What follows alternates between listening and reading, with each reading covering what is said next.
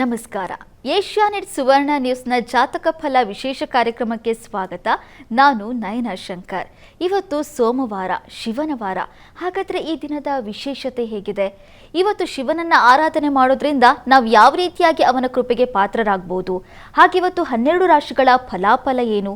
ನೀವು ಕಳಿಸಿರುವಂಥ ಸಂದೇಶಗಳಿಗೆ ಪರಿಹಾರವೇನು? ಈ ಎಲ್ಲ ಮಾಹಿತಿಯನ್ನು ಇವತ್ತಿನ ಸಂಚಿಕೆಯಲ್ಲಿ ನಾವು ನಿಮಗೆ ತಿಳಿಸ್ಕೊಡ್ತೀವಿ. ಈ ಮಾಹಿತಿಯನ್ನು ನೀಡೋದಕ್ಕೆ ನಮ್ಮ ಜೊತೆ ಖ್ಯಾತ ಜ್ಯೋತಿಷಿಗಳಾಗಿರುವಂತಹ ಶ್ರೀಕಂಠ ಶಾಸ್ತ್ರಿ ಅವರಿದ್ದಾರೆ. ಬನ್ನಿ ಅವರನ್ನ ಕಾರ್ಯಕ್ರಮಕ್ಕೆ ಸ್ವಾಗತಿಸೋಣ. ಶಾಸ್ತ್ರಿಗಳೇ, ಕಾರ್ಯಕ್ರಮಕ್ಕೆ ಸ್ವಾಗತ. ನಮಸ್ಕಾರಗಳು. ಶಾಸ್ತ್ರಿಗಳೇ, ಇವತ್ತು ಸೋಮವಾರ, ಈ ದಿನದ ವಿಶೇಷತೆಯನ್ನು ತಿಳಿಸ್ಕೊಡೋದಾದ್ರೆ? ಶ್ರೀ ಗುರುಭ್ಯೋ ನಮಃ. ಹರಿ ಓಂ. ಮೂರ್ತಿತ್ವೇ ಪರಿಕಲ್ಪಿತ ಶಶಿಭೃತೌ ವರ್ತ್ಮ ಪುನರ್ಜನ್ಮನಾಂ ಆತ್ಮೇತ್ಯಾತ್ಮವಿದಾಂ ಕ್ರತುಶ್ಚ ಯಜತಾಂ ಭರತ ಅಮರ ಜ್ಯೋತಿಷಾಂ ಲೋಕಾನಾಂ ಪ್ರಳಯೋದ್ಭವ ಸ್ಥಿತಿ ವಿಭುಶ್ಚಾನೇಕಧಾಯ ಶ್ರಿತೌ ವಾಚನ್ನ ಸದ್ದತಾ ತ್ವನೇಕ ಕಿರಣ ತ್ರೈಲೋಕ್ಯ ದೀಪೋ ರವಿಹಿ. ಸಮಸ್ತ ವೀಕ್ಷಕರಿಗೆ ಶುಭೋದಯ, ಶುಭ ಬೆಳಗು. ಈ ದಿನದ ಸಂದೇಶಗಳನ್ನು ಪರಿಶೀಲಿಸುವ ಪೂರ್ವದಲ್ಲಿ ಇವತ್ತಿನ ಪಂಚಾಂಗವನ್ನು ಗಮನಿಸಿಕೊಳ್ಳೋಣ. ಶ್ರೀ ಕ್ರೋಧಿನಾಮ ಸಂವತ್ಸರ ಉತ್ತರಾಯಣ ಶಿಶಿರ ಋತು ಫಾಲ್ಗುಣ ಮಾಸ ಶುಕ್ಲ ಪಕ್ಷವಾಗಿದೆ. ಈ ದಿವಸ ಸೋಮವಾರವಾಗಿರತಕ್ಕಂಥದ್ದು. ಏಕಾದಶಿ ತಿಥಿ, ಪುಷ್ಯ ನಕ್ಷತ್ರ. ಈ ದಿವಸ ಶಿವನ ವಾರ. ಶಿವನಿಗೆ 5 ಮುಖಗಳಿದ್ದಾವೆ. ಪಂಚಾನನ ಅಂತ ಅವನಿಗೆ ಹೆಸರು. ನಮಗೆ ಸಾಮಾನ್ಯವಾಗಿ ಶಿವನ ಬಗ್ಗೆ ಏನು ಗೊತ್ತಿದೆ? ಅವನು ಧ್ಯಾನಸ್ಥನಾಗಿ ಕೂತಿರ್ತಾನೆ. ಒಂದು ಫೋಟೋ ನೋಡಿರ್ತೀವಿ, ಇಲ್ಲ ಯಾವುದೋ ಕ್ಷೇತ್ರಗಳಲ್ಲಿ ನಾವು ನೋಡಿರ್ತೀವಿ ಲಿಂಗಾಕಾರದ ಈಶ್ವರ, ಅವನಿಗೆ ಅಭಿಷೇಕ ಇತ್ಯಾದಿ ಆಗುತ್ತೆ ಅಂತ. ಆದರೆ ಅವನಿಗೆ 5 ಮುಖಗಳಿದ್ದಾವೆ. ಅದರಲ್ಲಿ ಪ್ರಧಾನವಾದದ್ದು, ಎಲ್ಲವೂ ಪ್ರಧಾನವೇ, ಸಂಶಯ ಏನೂ ಇಲ್ಲ. ಆದರೆ ಈ ದೃಷ್ಟಿ ದೋಷ ನಿವಾರಣೆಗೆ ಅಥವಾ ಇನ್ಯಾರ್ದೋ ಒಂದು ಕೇಡುಗಳು ಅಥವಾ ಅವರ ಒಂದು ಮಸಲತ್ತುಗಳು, ಇಂಥ ಒಂದು ಸಂದರ್ಭಗಳಲ್ಲಿ ಪಾಪ ಜನ ತತ್ತರಿಸಿ ಹೋಗಿರ್ತಾರೆ, ಅಧೋಗತಿಗೆ ಹೋಗಿರ್ತಾರೆ. ಅಥವಾ ಇನ್ಯಾವುದೋ ಒಂದು ಪ್ರೇತ ಬಾಧೆ, ಇಂಥ ಒಂದು ಸಂಕಟಕ್ಕೆ ಸಿಕ್ಕಾಕೊಂಡು ಬಿಟ್ಟಿರ್ತಾರೆ. ಹಾಗೆ ಒಂದು ದೃಷ್ಟಿ ದೋಷದಿಂದ ಹಿಡಿದು ಬೇರೆ ಈ ರೀತಿಯ ಭಯಗಳಿಂದ ನಾವು ಹೊರಬರಬೇಕಾಗಿದ್ದರೆ ಶಿವನ ಆ ಮುಖವನ್ನು ಆರಾಧನೆ ಮಾಡಬೇಕಂತೆ. ಯಾವುದು? ಅದು ದಕ್ಷಿಣ ದಿಕ್ಕನ್ನು ಸೂಚಿಸ್ತಕ್ಕಂಥ ಶಿವನ ಮುಖ. ಅದನ್ನು ಅಘೋರ ಅಂತ ಕರೀತಾರೆ. ಅಘೋರೇಭ್ಯೋ ಥಘೋರೇಭ್ಯೋ ಘೋರ ಘೋರತರೇಭ್ಯ ಸರ್ವೇಭ್ಯ ಸರ್ವಶರ್ವೇಭ್ಯೋ ನಮಸ್ತೆ ಅಸ್ತು ರುದ್ರರೂಪೇಭ್ಯ ಅಂತ. ಇದು ಅಘೋರ ಮಂತ್ರ. ಅಘೋರ ಶಿವನ ಮಂತ್ರ, ಅಘೋರ ರುದ್ರನ ಮಂತ್ರ ಅಂತ ಕರೀತಾರೆ ಇದನ್ನು. ಯಾರು ಈ ಮಂತ್ರವನ್ನು ಪ್ರತಿ ದಿವಸ 108 ಬಾರಿ ಹೇಳ್ಕೊಂಡು ಬಿಡೋದು, ಅಥವಾ ತುಂಬ ತೀವ್ರವಾದ ಸಮಸ್ಯೆ ಇದ್ದರೆ 10,008 ಬಾರಿ ಈ ಮಂತ್ರ ಜಪಿಸಿದರೆ ಆ ಘೋರತರವಾದದ್ದು, ಕ್ರೂರತರವಾದದ್ದು ದೃಷ್ಟಿಯಿಂದಾಗಿ ನೀವೇನಾದರೂ ಕಮರಿ ಹೋಗಿದ್ದರೆ, ಶ್ರಿಂಕ್ ಆಗಿಬಿಟ್ಟಿದ್ರೆ ನೀವು ಮಾನಸಿಕವಾಗಿ ಅಥವಾ ದೈಹಿಕವಾಗಿ, ಆ ಭಯ ಅನ್ನೋದು ನಿಮ್ಮನ್ನು ಶ್ರಿಂಕ್ ಮಾಡಿಬಿಟ್ಟಿರುತ್ತೆ. ಅದರಿಂದ ಹೊರಗೆ ಬರಬೇಕು ಅಂದರೆ ಈ ನೋಡಿ, ಅಘೋರ ರೂಪನ, ಅಘೋರ ಶಿವನ ಆರಾಧನೆಯನ್ನು ಮಾಡಬೇಕು ಅಂತ. ಇದು ಬಹಳ ವಿಶಿಷ್ಟವಾದ ಆರಾಧನೆ. ಸಾಧ್ಯವಾದರೂ ಈ ದಿವಸ ಆ ಶಿವನ ಈ ಸ್ವರೂಪವನ್ನು ಆರಾಧನೆ ಮಾಡಬಹುದು. ಇಂಥ ಕಷ್ಟಕ್ಕೆ, ಕ್ಲಿಷ್ಟಕ್ಕೆ ಸಿಕ್ಕಾಕೊಂಡಿದ್ದರೆ ಈ ಮಂತ್ರ ತುಂಬ, ನೀವು ಯಾವುದೋ ಆಫೀಸಲ್ಲಿ ಇರ್ತೀರ, ಇನ್ಯಾವುದೋ ಒಂದು ತಂತ್ರಕ್ಕೆ ಸಿಕ್ಕಾಕೊಂಡ್ಬಿಟ್ಟಿರ್ತೀರ, ಇವರು ಮಾಡಿದಂಥ ತಂತ್ರಗಳಿಗೆ. ಅವ್ರು ಯಾರೋ ಮಾಡಿದ್ದಕ್ಕೆ ನಾನು ಅನುಭವಿಸ್ತಾ ಇದ್ದೀನಿ. ಮನೆಯಲ್ಲೇ ಕುಟುಂಬದವರಿಗೆ ಬಂದುಬಿಟ್ಟಿರ್ತಂಥ ಪ್ರಾರಬ್ಧ. ಯಾರ್ದೋ ತಪ್ಪಿಗೆ ಪಾಪ ಕುಟುಂಬದವರು ನಾನು ಅನುಭವಿಸ್ತಾ ಇದ್ದೀನಿ. ಈ ದಿವಸ ಏನೋ ಪಾಪ ತುಂಬ ನಚ್ಕೊಂಡು ಶ್ಯೂರಿಟಿ ಹಾಕಿಬಿಟ್ಟಿರ್ತೀರ, ನಿಮ್ಮ ತಲೆಗೆ ಬಂದುಬಿಟ್ಟಿರುತ್ತೆ. ಇನ್ಯಾರಿಗೋ ಅವರ ಒಂದು ಜವಾಬ್ದಾರಿ ತೊಗೊಂಡು ನೀವು ಅದನ್ನು ಕೆಲಸ ನಿಭಾಯಿಸೋಕೆ ಹೋದರೆ ನಿಮ್ಮ ತಲೆಗೆ ಬಂದುಬಿಡುತ್ತೆ. ಇಂತಹ ಸಂಕಟದಲ್ಲಿದ್ದರೆ ನೀವು ನೋಡಿ, ಅಘೋರ ರುದ್ರನ ಆರಾಧನೆಯಿಂದ ತುಂಬ ವಿಶೇಷವಾದ ಫಲ ಸಿಗುತ್ತೆ. ಅದರಿಂದ ಸುಲಭವಾಗಿ ಹೊರಗೆ ದಾಟ್ತೀರ. ಪ್ರಯತ್ನ ಮಾಡಿ, ಒಳ್ಳೆಯದಾಗಲಿ. ಸರಿ ಶಾಸ್ತ್ರಿಗಳೇ, ಕಷ್ಟದಲ್ಲಿ ಇರುವಂಥವರು ಅಘೋರ ಮಂತ್ರವನ್ನು ಪಠಿಸೋದ್ರಿಂದ ಆ ಕಷ್ಟದಿಂದ ಹೊರಬರ್ಬೋದು, ಸುಖ ಜೀವನದತ್ತ ಮುಖ ಮಾಡ್ಬೋದು ಅನ್ನೋದನ್ನು ತಿಳಿಸ್ಕೊಟ್ಟಿದ್ದೀರಾ. ಹಾಗಾದರೆ ಈಗ ವೀಕ್ಷಕರು ಕೂಡ ಸಾಕಷ್ಟು ಸಂದೇಶ ಕಳಿಸಿದ್ದಾರೆ, ಅದನ್ನು ನೋಡ್ತಾ ಹೋಗೋಣ. ಶಾಸ್ತ್ರಿಗಳೇ, ಮೊದಲನೇ ಸಂದೇಶವನ್ನ ಹಾಸನದಿಂದ ಹರ್ಷಿತ್ ಮತ್ತು ಶಿಲ್ಪ ಅವರು ಕಳಿಸಿದ್ದಾರೆ. ಹರ್ಷಿತ್ ಅವರ ಜನ್ಮ ದಿನಾಂಕ 30/12/2004, ಹುಟ್ಟಿದ ಸಮಯ ಮಧ್ಯಾಹ್ನ 12 ಗಂಟೆ. ಶಿಲ್ಪ ಅವರ ಜನ್ಮ ದಿನಾಂಕ 24/9/2004, ಹುಟ್ಟಿದ ಸಮಯ ಬೆಳಗ್ಗೆ 8 ಗಂಟೆ 45 ನಿಮಿಷ. ಇವರಿಬ್ಬರ ವೈವಾಹಿಕ ಜೀವನ ಹೇಗಿದೆ ತಿಳಿಸ್ಕೊಡಿ ಅಂತ ಪ್ರಶ್ನೆ ಕೇಳಿದ್ದಾರೆ ಶಾಸ್ತ್ರಿಗಳೇ. ಶಿಲ್ಪ ದಂಪತಿಯವರ ಪ್ರಶ್ನೆ ವೈವಾಹಿಕ ಜೀವನ ಹೇಗಿರುತ್ತದೆ ಅಂತ. ಹೌದು ಶಾಸ್ತ್ರಿಗಳೇ. ಜಾತಕ ನೋಡೋಣ. ನೋಡಿ, 2 ಜಾತಕಗಳನ್ನು ನೀವು ಕಳಿಸಿದ್ದೀರಾ. ನಾನು ಒಂದು ಉತ್ತರ ಕೊಡಬೇಕಾದ ನನ್ನ ಧರ್ಮ. ಇದೇನಾಗಿದೆ ನೋಡಿ, ಒಂದು ನಿಮ್ಮದು ಆಶ್ಲೇಷ ನಕ್ಷತ್ರ ಹರ್ಷಿತ್ ಅವರದು, ಈ ಹುಡುಗಿದು ಶ್ರವಣ ನಕ್ಷತ್ರ. ಪರಸ್ಪರ ಸಮಸಪ್ತಕ ಇದೆ, ಇಲ್ಲ ಅಂತಲ್ಲ, ಆದರೆ ವಿರೋಧಿಗಳು ಅವರಿಬ್ಬರು. ಒಬ್ಬ ಶನೈಶ್ಚರ, ಮತ್ತೊಬ್ಬ ಚಂದ್ರ. ಹರ್ಷಿತ್ ಅವರ ರಾಶಿ ಅಧಿಪತಿ ಚಂದ್ರ, ಈ ಹುಡುಗಿ ರಾಶಿ ಅಧಿಪತಿ ಶನೈಶ್ಚರ. ಇವರಿಬ್ಬರಿಗೂ ವಿರೋಧ ಇದೆ ಅಲ್ವಾ? ಹಾಗಿದ್ದಾಗ ಸಹಜವಾಗಿ ಗಂಡ ಹೆಂಡತಿರಲ್ಲಿ ವಿರೋಧಗಳೇ ಬರುತ್ತೆ, ಕಿತ್ತಾಟಗಳು ಬರುತ್ತೆ. ಇದು ಮತ್ತು ಇಲ್ಲಿ ರಾಹು ಇರತಕ್ಕಂಥ ಸಪ್ತಮ ಸ್ಥಾನದಲ್ಲಿ ಹುಡುಗಿಯ ಜಾತಕದಲ್ಲಿ ಇದೆಲ್ಲ ನೋಡಿದಾಗ ಸ್ವಲ್ಪ ಸಾಮರಸ್ಯ ಕಡಿಮೆ ಇರ್ತದೆ. ನೀವು ನಮಗೊಂದು ಗಾದೆದು ಇದೆ ಗೊತ್ತಾ, ಎತ್ತು ಏರಿಗೆಳೆದ್ರೆ ಕೂಡ ನೀರಿಗೆಳೀತು ಅಂತ. ಆ ಥರ ನಿಮ್ಮ ಆಲೋಚನೆಗಳೇ ಬೇರೆ, ಇವರ ಆಲೋಚನೆಗಳೇ ಬೇರೆ. ಹೀಗಾಗ್ಬಿಡುತ್ತೆ ಇದು. ಮತ್ತು ಯಾವುದೊಂದರಲ್ಲೂ ಒಂದು ಬಾಂಧವ್ಯದಲ್ಲಿ ಬೆಸುಗೆಯೇ ಇರಲ್ಲ. ಈ ಥರದ್ದೊಂದು ಲಕ್ಷಣ ಇದೆ. ಈಗ ಮದುವೆ ಆಗಿದ್ದರೆ ಏನು ಮಾಡೋದು ಅಂತಂದರೆ, ಮಾನಸಿಕವಾಗಿ ಇಬ್ಬರು ಸಿದ್ಧ ಆಗಬೇಕು. ನಿನ್ನ ಆಲೋಚನೆ ನನ್ನ ಆಲೋಚನೆ ಸರಿಯಾಗಬೇಕು ಅಂತ ಒಂದು ನಿರ್ಣಯ ಮಾಡ್ಕೋಬೇಕಾಗುತ್ತೆ. ನಿಮ್ಮ ಮನಸ್ಸನ್ನು ನೀವೇ ತಿದ್ಕೋಬೇಕಾಗತ್ತೆ, ಆಮೇಲೆ ಮುಂದುವರಿಬೇಕಾಗತ್ತೆ. ಈಗಿನ ಮದುವೆ ಆ ಇನ್ಸ್ಟಿಟ್ಯೂಷನ್ಸ್ ಅಂತಾರಲ್ಲ, ಆ ಕುಟುಂಬ ಅದು ಹೋಗಿದೆ. ಆ ಒಂದು ಸಂಸ್ಥೆ ತುಂಬ ಗಾಜಿನ ರೂಪದಲ್ಲಿದೆ, ಬಹಳ ಬೇಗ ಛಿದ್ರವಾಗಿಬಿಡುತ್ತೆ. ಇದಕ್ಕೆ ಮನೋಬಲ ತುಂಬ ಮುಖ್ಯವಾಗಬೇಕು. ಈ ಆರಾಧನೆ, ಪೂಜೆ ಇವುಗಳ ಬಲದಿಂದಾಗಿ ಸ್ವಲ್ಪ ಅದು ಏರ್ಪಾಡಾಗುತ್ತೆ. ಇದ್ರ ಜೊತೆಗೆ ನಾವು ಸರಿ ಹೋಗಬೇಕಾಗುತ್ತೆ. ತುಂಬ ವಿರೋಧ ಇದೆ ಇದು. ಹೀಗಾಗಿ ಇದಕ್ಕೆ ಶಿವ ಪಾರ್ವತಿಯರ ಸನ್ನಿಧಾನದಲ್ಲಿ ಒಂದು ಹಾಲು ಜೇನಿನ ಅಭಿಷೇಕ ಮಾಡಿಸಿ ಪ್ರತಿ ಸೋಮವಾರ ಇಬ್ಬರು ಸೇವನೆ ಮಾಡೋದು ತುಂಬ ಒಳ್ಳೆಯದು. ಐಕಮತ್ಯ ಮಂತ್ರಗಳನ್ನು ಪಾರಾಯಣ ಮಾಡಿಸೋದು, ನೀವೇ ಹೇಳ್ಕೊಳ್ಳೋದು, ಕೇಳಿಸ್ಕೊಳ್ಳೋದು, ಇದೆಲ್ಲ ತುಂಬ ಒಳ್ಳೆಯದು. ಅದು ಸಾಮರಸ್ಯವನ್ನು ಬೆಸೆಯುತ್ತೆ. ನೋಡಿ, ಇಬ್ಬಾಗ ಆಗೋದು ಬಹಳ ಸುಲಭ, ಆದರೆ 2 ಹೃದಯಗಳನ್ನು ಹೊಲಿಯೋದಿದೆಯಲ್ಲ, ಅದು ಪ್ರೀತಿಯಿಂದ ಸಾಧ್ಯವಾಗುತ್ತೆ. ಹೀಗಾಗಿ ಒಬ್ಬರಿಗೊಬ್ಬರು ಪರಸ್ಪರ ಅತಿಶಯವಾದ ಪ್ರೀತಿ ಇರಬೇಕು. ಅದು ಹೇಗೆ ಸಾಧ್ಯ ಅಂದರೆ ಒಬ್ಬರನ್ನೊಬ್ಬರು ಗೌರವಿಸ್ಕೊಂಡಾಗ ಸಾಧ್ಯ ಆಗುತ್ತೆ. ಇದನ್ನು ಬೇಸಿಕ್ಕಿದು, ಇದನ್ನು ರೂಢಿಸ್ಕೊಳ್ಳಿ. ಪ್ರೀತಿ ಇದ್ದಲ್ಲಿ ಎಂಥ ಜಗಳವೂ ತನ್ನ ಸ್ಥಾನ ಕಳ್ಕೊಳ್ಳುತ್ತೆ. ನೀವು ತುಂಬ ಇಷ್ಟವಾದರೆ ನೀವೇನು ಮಾಡಿದ್ರೂ ಅದು ಸರಿ ಅನಿಸುತ್ತೆ.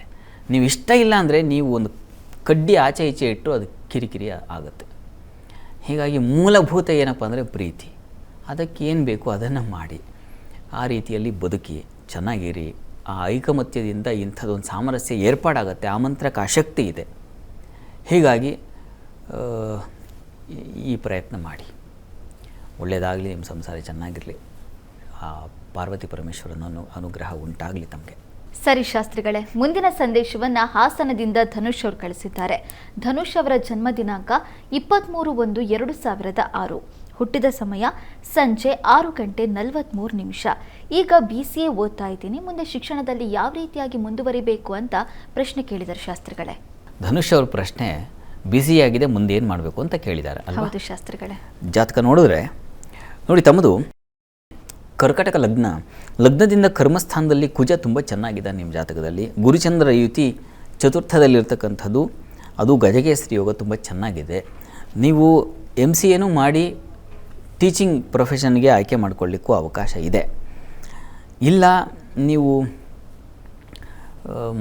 ಮೆಕ್ಯಾನಿಕಲ್ ರಿಲೇಟೆಡ್ ತುಂಬ ಚೆನ್ನಾಗಿದೆ ಅಂತ ಅನ್ನಿಸ್ತಾ ಇದೆ. ಕುಜ ತುಂಬ ಚೆನ್ನಾಗಿದ್ದಾನೆ. ಹೀಗಾಗಿ ಆ ಒಂದು ನೀವು ತೊಗೊಂಡಿರೋ ಸಬ್ಜೆಕ್ಟು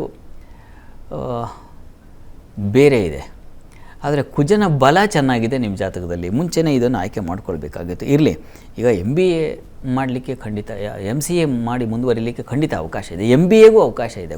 ಗುರುವಿನ ಬಲ ಆ ಕುಜನ ದೃಷ್ಟಿಯಿಂದಾಗಿ MBAಗೂ ಅವಕಾಶ ಇದೆ. ಹೀಗಾಗಿ 2 ರೀತಿಯ ಪ್ರಯತ್ನವನ್ನು ತಾವು ಮಾಡಬಹುದು. ಚೆನ್ನಾಗಿದೆ, ಚೆನ್ನಾಗಿರ್ತೀರ, ಒಳ್ಳೆಯ ಸ್ಥಾನ ಗಳಿಸ್ತೀರ, ಅದರಲ್ಲಿ ಸಂಶಯ ಇಲ್ಲ. ಹೀಗಾಗಿ ಪ್ರಯತ್ನ ಮುಂದುವರಿಸಿ. MBA ಕೂಡ ಮಾಡಬಹುದು ತಾವು. ಒಳ್ಳೆಯದಾಗಲಿ. ಶಾಸ್ತ್ರಿಗಳೇ, ಮೊದಲ 6 ರಾಶಿಗಳ ಇವತ್ತಿನ ಫಲಾಫಲವನ್ನು ತಿಳಿಸೋದಾದರೆ? 12 ರಾಶಿಗಳ ಫಲಾಫಲ ತಿಳಿಯುವ ಮುನ್ನ ಈ ಹೊತ್ತಿನ ಗ್ರಹಸ್ಥಿತಿಯನ್ನು ಗಮನಿಸ್ಕೊಳ್ಳೋದಾದರೆ, ವೃಷಭ ರಾಶಿಯಲ್ಲಿ ಗುರು ಇರತಕ್ಕಂಥದ್ದು, ಕುಜ ಇರತಕ್ಕಂಥದ್ದು ಮಿಥುನ ರಾಶಿಯಲ್ಲಿ, ಚಂದ್ರ ಮಾಂದಿಯರು ಒಟ್ಟಾಗಿದ್ದಾರೆ ಕರ್ಕಟಕ ರಾಶಿಯಲ್ಲಿ, ಕನ್ಯಾ ರಾಶಿಯಲ್ಲಿ ಕೇತು ಇರತಕ್ಕಂಥದ್ದು, ಶನಿ ಹಾಗೂ ರವಿ ಶನಿಯರು ಒಟ್ಟಾಗಿದ್ದಾರೆ ಅದು ಕುಂಭ ರಾಶಿಯಲ್ಲಿ, ಮೀನ ರಾಶಿಯಲ್ಲಿ ಬುಧ ಶುಕ್ರ ರಾಹು ಯುತಿಯನ್ನು ನೋಡ್ತಾ ಇದ್ದೀವಿ. ಹೇಗಿರುವಾಗ 12 ರಾಶಿಗಳ ಫಲಾಫಲ ತಿಳಿತಾ ಹೋಗೋಣ. ಮೊದಲಿಗೆ ಮೇಷರಾಶಿಯವರಿಗೆ ಈ ದಿವಸ ಸೌಖ್ಯ ಇದೆ, ಇಲ್ಲ ಅಂತಲ್ಲ, ಆದರೆ ಆ ಸೌಖ್ಯಕ್ಕೆ ಒಂದು ಸಣ್ಣ ವಕ್ರತೆಯೂ ಇದೆ. ಸಮಾಧಾನ ಇದೆ, ಆದರೆ ಏನೋ ಒಂದು ರೀತಿಯ ಒಂದು ಸಣ್ಣ ತೊಡಕು ಅದನ್ನು ಸೂಚಿಸ್ತಾ ಇದೆ. ಕೃಷಿಕರಿಗೆ ತುಂಬ ಚೆನ್ನಾಗಿದೆ, ಒಂದು ಸಣ್ಣ ತೊಡಕು ಇದೆ.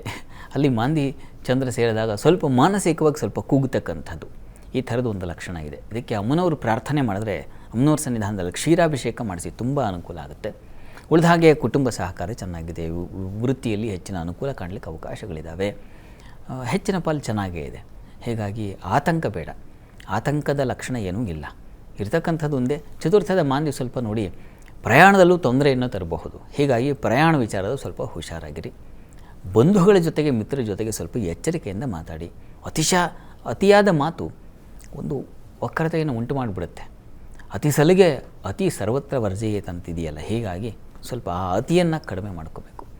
ಪ್ರಾರ್ಥನೆಗೆ ಆಗಲೇ ಹೇಳಿದ ಹಾಗೆ ಅಮ್ಮನವರಿಗೆ ಕ್ಷೀರಾಭಿಷೇಕ ಮಾಡಿಸಿ. ಇನ್ನು ವೃಷಭ ರಾಶಿಯವರಿಗೆ ದಿವಸ ಗಂಟಲು ಬಾಧೆ, ಶೀತ ಸಂಬಂಧಿ ತೊಂದರೆಗಳು ಇದು ಸೂಚಿಸ್ತಾ ಇದೆ, ಹುಷಾರು. ಇನ್ನು ಈ ದಿವಸ ವೃತ್ತಿಯಲ್ಲಿ ತುಂಬ ಅನುಕೂಲದ ಲಕ್ಷಣ ಇದೆ, ಅಧಿಕಾರಿಗಳಿಗೆ ತುಂಬ ಚೆನ್ನಾಗಿದೆ. ಕೆಲಸ ಕಾರ್ಯಗಳಲ್ಲಿ ನಿಮ್ಮ ಏನು ಸುಲಭವಾಗಿ ಕೆಲಸ ನಡೀತಕ್ಕಂಥದ್ದು, ಅನುಕೂಲ ಆಗ್ತಕ್ಕಂಥದ್ದು, ಸಹೋದ್ಯೋಗಿಗಳ ಸಹಕಾರ ತುಂಬ ಚೆನ್ನಾಗಿದೆ ಈ ದಿವಸ ನಿಮಗೆ ಸಹೋದರ ವಿಚಾರದಲ್ಲಿ ಸ್ವಲ್ಪ ಮಟ್ಟಿಗೆ ಸಣ್ಣ ಪುಟ್ಟ ಪ್ರಮಾಣದ ತೊಡಕುಗಳನ್ನು ಸೂಚಿಸ್ತಾ ಇದೆ. ಹೆಚ್ಚಿನ ಪಾಲು ಚೆನ್ನಾಗೇ ಇದೆ, ಹೀಗಾಗಿ ಗಾಬರಿ ಬೇಡ.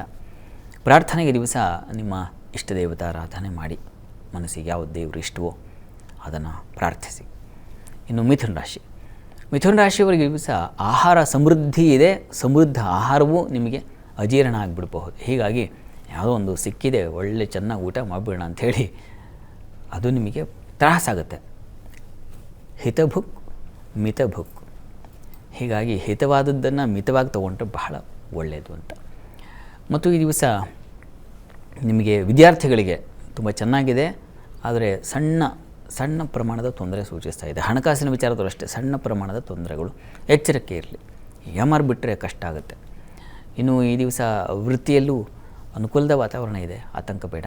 ದಿವಸ ವಸ್ತ್ರಾಭರಣ ವ್ಯಾಪಾರಿಗಳಿಗೆ ಚೆನ್ನಾಗಿದೆ, ಈ ಅಲಂಕಾರ ಕ್ಷೇತ್ರದಲ್ಲಿರ್ತಕ್ಕಂಥವ್ರಿಗೆ ತುಂಬ ಚೆನ್ನಾಗಿದೆ, ಕಲಾವಿದರಿಗೆ ತುಂಬ ಚೆನ್ನಾಗಿದೆ, ಹೆಚ್ಚಿನ ಪಾಲು ಚೆನ್ನಾಗೇ ಇದೆ. ಪ್ರಾರ್ಥನೆಗೆ ದಿವಸ ನೀವು ಕೂಡ ಅಮ್ಮನವ್ರ ಸನ್ನಿಧಾನಕ್ಕೆ ಸ್ವಲ್ಪ ಕ್ಷೀರ ಸಮರ್ಪಣೆ ಮಾಡಿ. ಇನ್ನು ಕರ್ಕಟಕ ರಾಶಿಯವರಿಗೆ ದಿವಸ ಸ್ವಲ್ಪ ಮಟ್ಟಿಗೆ ಆರೋಗ್ಯದ ವ್ಯತ್ಯಾಸ ಕಾಣ್ತಾ ಇದೆ, ಅಷ್ಟು ವಿನಃ ಇನ್ನೇನು ಬಾಧೆ ಇಲ್ಲ, ಪ್ರಮಾದ ಇಲ್ಲ. ವೃತ್ತಿಯಲ್ಲಿ ಸ್ವಲ್ಪ ಪರಿಶ್ರಮ ಇದೆ, ಜಾಸ್ತಿ ಒತ್ತಡ ಆಗುತ್ತೆ. ಉಳಿದ ಹಾಗೆ ದಿವಸ ಧರ್ಮ ಕಾರ್ಯಗಳಲ್ಲಿ ಭಾಗಿಯಾಗ್ತೀರಾ, ಉತ್ತಮವಾದ ಕೆಲಸಗಳಲ್ಲಿ ನೀವು ತೊಡಗಿಸ್ಕೊಂಡ ಸಮಾಧಾನ, ನಾನು ಈ ಕೆಲಸ ಮಾಡಿದೆ ಅಂತಕ್ಕಂಥ ಆತ್ಮತೃಪ್ತಿ ಅಂತೀವಲ್ಲ, ಅದು ಉಂಟಾಗುತ್ತೆ ಈ ದಿವಸ. ಇನ್ನು ಈ ದಿವಸ ಸಂಗಾತಿಯ ವಿಚಾರದಲ್ಲಿ ಒಂದು ಸಣ್ಣ ಹಣಕಾಸಿನ ವಿಚಾರಕ್ಕೆ ಸ್ವಲ್ಪ ಏರುಪೇರು ಆಗಿಬಿಡೋ ಸಾಧ್ಯತೆ ಇರ್ತದೆ. ಹಣಕಾಸಿನ ವಿಚಾರ ಎಂಥ ಅತಿಶಯವಾದ ಪ್ರೀತಿ ಹೊಂದಿರೋ ದಾಂಪತ್ಯವನ್ನು ಹರಿದಾಕ್ಬಿಡುತ್ತೆ. ಹೀಗಾಗಿ ಸ್ವಲ್ಪ ಹುಷಾರಾಗಿರಿ ಹಣದ ವಿಚಾರದಲ್ಲಿ. ಈ ದಿವಸ ಲಕ್ಷ್ಮೀ ಪ್ರಾರ್ಥನೆಯನ್ನೇ ಮಾಡಿ, ಮಹಾಲಕ್ಷ್ಮಿ ಪ್ರಾರ್ಥನೆಯನ್ನು ಮಾಡೋದ್ರಿಂದ ತುಂಬ ಅನುಕೂಲ ಉಂಟಾಗುತ್ತೆ. ಇನ್ನು ಸಿಂಹರಾಶಿಯವರಿಗೆ ಈ ದಿವಸ ವೃತ್ತಿಯಲ್ಲಿ ತುಂಬ ಚೆನ್ನಾಗಿದೆ, ಹೆಚ್ಚಿನ ಅನುಕೂಲಗಳು, ಸಹಕಾರಗಳು ಸಿಗ್ತಕ್ಕಂಥದ್ದು ಇದೆಲ್ಲ ಚೆನ್ನಾಗಿದೆ. ಹೊಸ ಅವಕಾಶಗಳಿಗೆ ದಾರಿ ಆಗ್ತಕ್ಕಂಥ ಸಾಧ್ಯತೆ ಕೂಡ ಇದೆ. ಸ್ವಲ್ಪ ವ್ಯಯವೂ ಇದೆ, ಅತಿಯಾದ ಇನ್ವೆಸ್ಟ್ಮೆಂಟ್ ಆಗಿಬಿಡೋ ಸಾಧ್ಯತೆ ಇರ್ತದೆ. ಹುಷಾರು, ಎಷ್ಟು ಬೇಕು ನೋಡಿಕೊಂಡು ಯೋಚನೆ ಮಾಡಿ ಆಮೇಲೆ ತೊಗೊಳ್ಳಿ, ಏನಾದ್ರು ತೊಗೊಳ್ಳೋದಿದ್ದರೆ. ಉಳಿದ ಹಾಗೆ ದಿವಸ ಬಂಧು ಮಿತ್ರರ ಸಹಕಾರ ಆಗಬಹುದು ಇತ್ಯಾದಿ ಎಲ್ಲ ಅನುಕೂಲ ಇದೆ. ಸಂಗಾತಿಯಲ್ಲೂ ಅಷ್ಟೇ ಸ್ವಲ್ಪ ಮಟ್ಟಿಗೆ ಸಹಕಾರಗಳೇ ಸಿಗುತ್ತೆ, ಆತಂಕ ಮಾಡ್ಕೋಬೇಡಿ. ಎಲ್ಲ ರೀತಿ ಹೆಚ್ಚಿನ ಪಾಲು ಒಂದು 70% ತುಂಬ ಚೆನ್ನಾಗಿದ್ದಾಗ ಆತಂಕ ಬೇಡ. ಪ್ರಾರ್ಥನೆಗೆ ದಿವಸ ಅಮ್ಮನವರ ಸನ್ನಿಧಾನಕ್ಕೆ ಸ್ವಲ್ಪ ಪಾಯಸ ನೈವೇದ್ಯ ಮಾಡಿಸಿ ತೊಗೊಂಡ್ರೆ ಅದು ತುಂಬ ಒಳ್ಳೆಯದು. ಕನ್ಯಾ ರಾಶಿಯವರಿಗೆ ಈ ದಿವಸ ತುಂಬ ಲಾಭದಾಯಕವಾಗಿದೆ. ಸ್ತ್ರೀಯರಿಗೆ ಹೆಚ್ಚಿನ ಮಾನ್ಯತೆ, ಸ್ಥಾನಮಾನಗಳು, ಅವರಿಗೆ ಲಾಭಗಳು ಸಂದಾಯವಾಗ್ತಕ್ಕಂಥದ್ದು ಇದೆಲ್ಲ ತುಂಬ ಚೆನ್ನಾಗಿದೆ. ವಿದೇಶ ವಹಿವಾಟಿನ ಅನುಕೂಲ ಇದೆ. ಅಕ್ಕಿ ವ್ಯಾಪಾರ, ಅಕ್ಕಿ ಅಷ್ಟೇ ಅಲ್ಲ ಧಾನ್ಯ ವ್ಯಾಪಾರ ಇದೆಯಲ್ಲ, ಅಲ್ಲೆಲ್ಲ ತುಂಬ ಚೆನ್ನಾಗಿ ಕಿರಾಣಿ ಅಂಗಡಿ, ಒಂದು ಸಣ್ಣ ಕಿರಾಣಿ ಅಂಗಡಿಗೂ ಒಂದು ವಿಶೇಷವಾದ ಲಾಭ ಬಂದ್ಬಿಡೋ ಸಾಧ್ಯತೆ ಸೂಚಿಸ್ತಾ ಇದೆ. ಹಾಲಿನ ಡೈರಿ ಪ್ರಾಡಕ್ಟ್, ಹಾಲು, ಮೊಸರು, ತುಪ್ಪ ಈ ಥರದ್ದೆಲ್ಲ ಮಾಡ್ತಾಯಿದ್ರೆ ಅಂಥವ್ರಿಗೆ ತುಂಬ ಚೆನ್ನಾಗಿದೆ ಈ ದಿವಸ. ಹೆಚ್ಚಿನ ಲಾಭಗಳಿಗೆ ಅವಕಾಶಗಳಿದ್ದಾವೆ. ಮಾರುಕಟ್ಟೆಗಳಲ್ಲಿ ಹಣ್ಣು, ಹೂವು ಇಂಥ ವ್ಯಾಪಾರಸ್ಥರಿಗೆ ಸ್ವಲ್ಪ ಹುಷಾರಾಗಿರಿ. ಸ್ವಲ್ಪ ವಿಷಜಂತುಗಳ ಭಯ ಸೂಚಿಸ್ತಾ ಇದೆ. ಹೀಗೆ ಎಚ್ಚರಿಕೆಯಿಂದ ಓಡಾಡಿ. ನಿಮ್ಮ ಹಿತ್ತಲಲ್ಲಿ ಮತ್ತು ತೋಟಗಳಲ್ಲಿ ಓಡಾಡುವಾಗ ಸ್ವಲ್ಪ ಜಾಗ್ರತೆ ಇರಲಿ. ಪ್ರಾರ್ಥನೆಗೆ ದಿವಸ ನಾಗದೇವರ ಆರಾಧನೆ ಮಾಡಿ. ನಾಗರ ಕಲ್ಲಿರ್ತಕ್ಕಂಥ ನಾಗರ ದೇವಸ್ಥಾನಗಳಿಗೆ ಅಥವಾ ಸುಬ್ರಹ್ಮಣ್ಯ ಸನ್ನಿಧಾನಕ್ಕೂ ಹೋಗಿ ಬನ್ನಿ, ತೊಂದರೆ ಇಲ್ಲ. ಇನ್ನು ತುಲಾರಾಶಿಯವರಿಗೆ ವೃತ್ತಿಯಲ್ಲಿ ತುಂಬ ಚೆನ್ನಾಗಿದೆ ಈ ದಿವಸ. ಆದರೆ ಆ ಕೆಲಸ ಚೆನ್ನಾಗಿದ್ದರೂ ಏನೋ ಒಂದು ಮಾತು ಹೇಳೋದು, ಈ ಥರದ್ದೊಂದು ಮನಸ್ಸಿಗೆ ಬೇಜಾರಾಗೋ ಸಾಧ್ಯತೆ ಇದೆ. ನಿಮಗೆ ಸಮಾಧಾನ ಆಗ್ತಾ ಇರುತ್ತೆ, ಆದರೂ ಒಂದು ಕೊಂಕು ಮಾತು ಬಂದುಬಿಡುತ್ತೆ. ಆ ರೀತಿಯ ಒಂದು ತೊಡಕನ್ನು ಸೂಚಿಸ್ತಾ ಇದೆ. ಗಣಪತಿ ಸನ್ನಿಧಾನಕ್ಕೆ ಹೋಗಿ, ಕೆಲಸಕ್ಕೆ ಹೋಗಿ, ಗಣಪತಿ ಸನ್ನಿಧಾನಕ್ಕೆ ಒಂದು ಬಾಳೆಹಣ್ಣು ಸಮರ್ಪಣೆ ಮಾಡಿ, ಒಂದು 4 ಬಾಳೆಹಣ್ಣು ಸಮರ್ಪಣೆ ಮಾಡಿ ಆಮೇಲೆ ಕೆಲಸಕ್ಕೆ ಹೋಗಿ, ಅದು ನಿವಾರಣೆ ಆಗುತ್ತೆ. ಸ್ವಲ್ಪ ವಿಘ್ನಗಳನ್ನು ಸೂಚಿಸ್ತಾ ಇದೆ, ಅದು ನಿವಾರಣೆ ಆಗುತ್ತೆ, ಆತಂಕ ಬೇಡ. ಇನ್ನು ವೃಶ್ಚಿಕ ರಾಶಿಯವರಿಗೆ ವೃತ್ತಿಯಲ್ಲಿ ತುಂಬ ಅನುಕೂಲದ ವಾತಾವರಣ ಇದೆ. ಸಹೋದ್ಯೋಗಿಗಳ ಸಹಕಾರ ಸಿಗುತ್ತೆ, ಮಿತ್ರರ ಸಹಾಯ ಸಿಗುತ್ತೆ. ಹೀಗಾಗಿ ತುಂಬ ಚೆನ್ನಾಗಿದೆ ಈ ದಿವಸ. ದೇವತಾ ಪೂಜೆ ಪುನಸ್ಕಾರ, ಯಾವುದೋ ಯಜ್ಞ ಯಾಗಾದ ಇಂಥ ಏನೋ ಕರೆದ್ರೂ ಹೋಗಿ ಬರೋಣ, ಈ ಥರದ್ದು ಒಂದು ಲಕ್ಷಣ ಇದೆ. ಶುಭ ಕಾರ್ಯಗಳಲ್ಲಿ ಭಾಗವಹಿಸ್ತೀರಾ. ಸ್ತ್ರೀಯರಿಗೆ ಅಷ್ಟೇ, ಒಳ್ಳೆಯವರ ಸಂಪರ್ಕ ಏರ್ಪಾಡಾಗುತ್ತೆ, ಒಳ್ಳೆಯವರ ಮಾರ್ಗದರ್ಶನ ಸಿಗುತ್ತೆ, ಒಂದು ಮನಸ್ಸಿಗೆ ಸಮಾಧಾನ ಆಗೋದು. ಯಾವುದೋ ಭಜನಾ ಮಂಡಳಿ ಮತ್ತೊಂದು ಇಂಥ ಕಡೆ ಯಾರೋ ಒಬ್ಬರು ಅತಿಥಿಗಳು ಬಂದಿದ್ದರೆ ಅವ್ರ ಮಾತು ಅದು ನಿಮಗೆ ತುಂಬ ಸ್ಫೂರ್ತಿಯಾಗುತ್ತೆ, ಪ್ರೇರಣೆಯಾಗುತ್ತೆ. ಆ ರೀತಿಯ ಒಂದು ಮಾತುಗಳನ್ನು ಕೇಳ್ತೀರಾ ಈ ದಿವಸ. ಮಕ್ಕಳ ವಿಚಾರದಲ್ಲೂ ಸ್ವಲ್ಪ ಸಮಾಧಾನ ಕಾಣಲಿಕ್ಕೆ ಅವಕಾಶ ಇದೆ. ಸಂಗಾತಿಯಿಂದ ಮುಖ್ಯವಾಗಿ ದಾಂಪತ್ಯದಲ್ಲಿ ಕಿತ್ತಾಟ ಇಲ್ಲ, ಸಮಾಧಾನ ಇದೆ ಈ ದಿವಸ ಹೆಚ್ಚಿನ ಪಾಲು.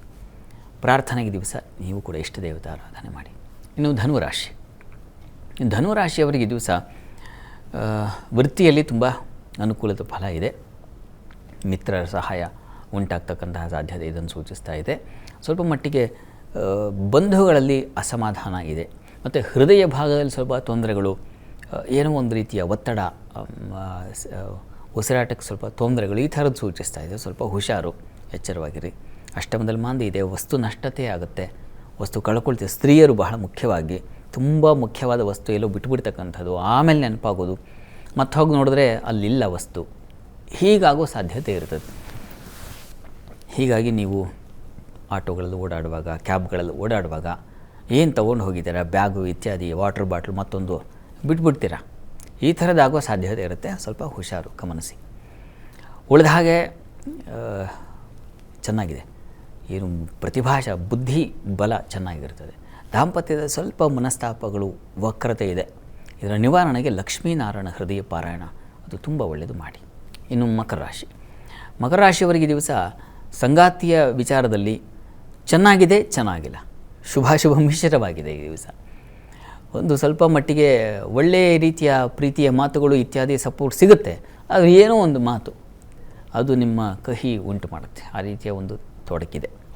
ಹೀಗಾಗಿ ಅದರ ಬಗ್ಗೆ ಸ್ವಲ್ಪ ಗಮನ ಇರಲಿ, ಮಾತಾಡುವಾಗ ಸ್ವಲ್ಪ ಎಚ್ಚರಿಕೆ ಇರಲಿ. ಇನ್ನು ಉಳಿದ ಹಾಗೆ ಹಣಕಾಸಿನ ಅನುಕೂಲ ಚೆನ್ನಾಗಿದೆ. ಸೀನಿಯರ್ಸಿಂದ, ಹಿರಿಯರಿಂದ ಸಹಕಾರಗಳು ಸಿಗ್ತಕ್ಕಂಥದ್ದು, ಸಲಹೆ ಸಿಗೋದು ತುಂಬ ಚೆನ್ನಾಗಿದೆ. ಸಹೋದರ ಸಹಕಾರ ತುಂಬ ಚೆನ್ನಾಗಿದೆ. ಮಿತ್ರರ ಸಹಾಯ ತುಂಬ ಚೆನ್ನಾಗಿದೆ ಈ ದಿವಸ. ಉಳಿದ ಹಾಗೆ ಬುದ್ಧಿಬಲ ಚೆನ್ನಾಗಿದೆ. ಹೈಯರ್ ಸ್ಟಡೀಸ್ ಮಾಡೋರಿಗೆ ತುಂಬ ಚೆನ್ನಾಗಿದೆ. ಏನು ನಿಮ್ಮ ಲಾಭವೂ ಇದೆ. ಏನು ಕೆಲಸ ಮಾಡ್ತೀರಾ ಅಲ್ಲಿ ಲಾಭವನ್ನು ಕಾಣ್ತೀರಾ, ವೃತ್ತಿಯಲ್ಲಿ ಲಾಭ. ಈ ಒಂದು ಸಣ್ಣ ಪುಟ್ಟ ನಿವಾರಣೆಗೆ ಶಿವ ಸನ್ನಿಧಾನದಲ್ಲಿ ಒಂದು ಅಭಿಷೇಕ ಮಾಡಿಸಿ. ಇನ್ನು ಕುಂಭರಾಶಿಯವರಿಗೆ ಈ ದಿವಸ ನಿಮಗೆ ಷಷ್ಠದ ಚಂದ್ರ ಮಾಂದಿ ಸ್ವಲ್ಪ ಆರೋಗ್ಯದಲ್ಲಿ ಏರುಪೇರು ಮಾಡ್ತಾನೆ. ಸಾಲ ಇತರ ಒತ್ತಡವನ್ನು ಹೆಚ್ಚು ಮಾಡಬಹುದು, ಯಾವುದೂ ಆಗಬಹುದು. ಸಾಲ ಅಂದರೆ ಬರೀ ಹಣ ಅಂತ ಅಷ್ಟೇ ಅಲ್ಲ, ಕೆಲವೊಮ್ಮೆ ಬೇರೆ ಬೇರೆ ರೀತಿಯ ಒಂದು ಸುಳಿಗೆ ಸಿಕ್ಕಾಕೊಳ್ಳೋ ಸಾಧ್ಯತೆ ಇರುತ್ತೆ.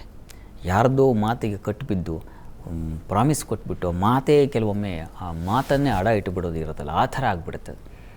ಈ ರೀತಿಯ ಒಂದು ತೊಡಕನ್ನು ಸೂಚಿಸ್ತಾ ಇದೆ. ಉಳಿದ ಹಾಗೆ ಈ ದಿವಸ ವಾಕ್ಸ್ಥಾನ ಚೆನ್ನಾಗಿದೆ, ಹೀಗಾಗಿ ಹಣಕಾಸಿಗೆ ಏನೂ ತೊಂದರೆ ಇಲ್ಲ. ಧನಸ್ಥಾನ ಚೆನ್ನಾಗಿದೆ, ಹೀಗಾಗಿ ವಿದ್ಯಾರ್ಥಿಗಳಿಗೆ ಚೆನ್ನಾಗಿದೆ. ಹಣಕಾಸಿಗೆ ಏನೂ ಕೊರತೆ ಆಗೋದಿಲ್ಲ.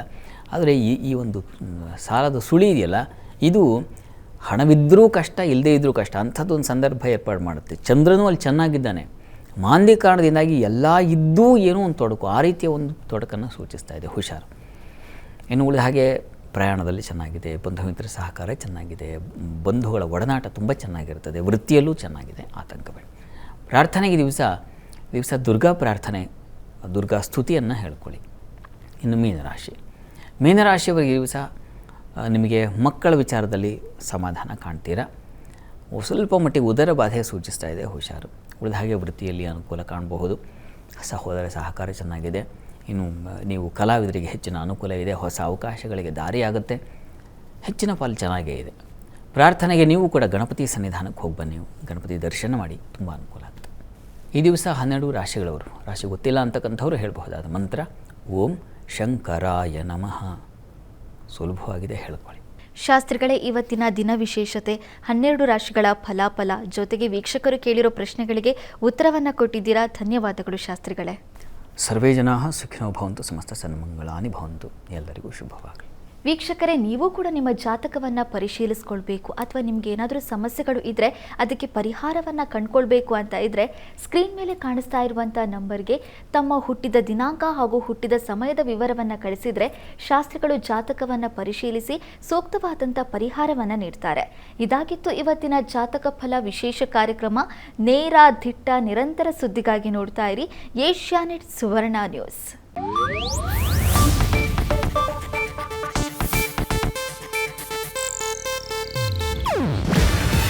ಇದು ಏಷ್ಯಾನೆಟ್ ನ್ಯೂಸ್ ನೆಟ್ವರ್ಕ್ ಪ್ರಸ್ತುತಿ. ನೀವು ನೋಡ್ತಿದ್ದೀರಾ ಏಷ್ಯಾನೆಟ್ ಸುವರ್ಣ ನ್ಯೂಸ್.